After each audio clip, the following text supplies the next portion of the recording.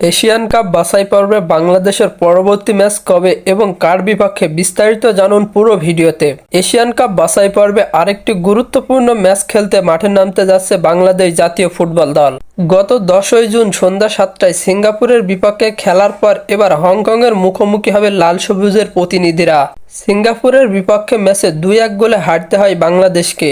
তবে ম্যাচে বাংলাদেশের হয়ে একমাত্র গোলটি করেন রাকিব হোসাইন। আক্রমণ ভাগে বেশ কয়েকবার সুযোগ তৈরি করলেও তা কাজে লাগাতে পারেনি দলটি। বাছাই পর্বের পরবর্তী ম্যাচ আবারও নিজেদের ঘরের মাঠেই নামছে বাংলাদেশ তাদের প্রতিপক্ষ হংকং। ম্যাচটি অনুষ্ঠিত হবে আগামী 9ই অক্টোবর বাংলাদেশ সময় সন্ধ্যা 7টায়। নিজ মাঠ এবং দর্শকদের সমর্থন থাকায় এই ম্যাচে ভালো কিছু আশা করছে কোচ হাবিয়ার কাবরেরা। হংকং বর্তমান র্যাঙ্কিংয়ে বাংলাদেশের চেয়ে কিছুটা এগিয়ে থাকলেও ঘরের মাঠের সুবিধা কাজে লাগিয়ে চমক দেখাতে পারে বাংলাদেশ। বাংলাদেশের কোচ হাবিয়ার কাবরেরা জানিয়েছেন, আমাদের সিঙ্গাপুরের ম্যাচে কিছু খেলোয়াড়দের ঘাটতি ছিল।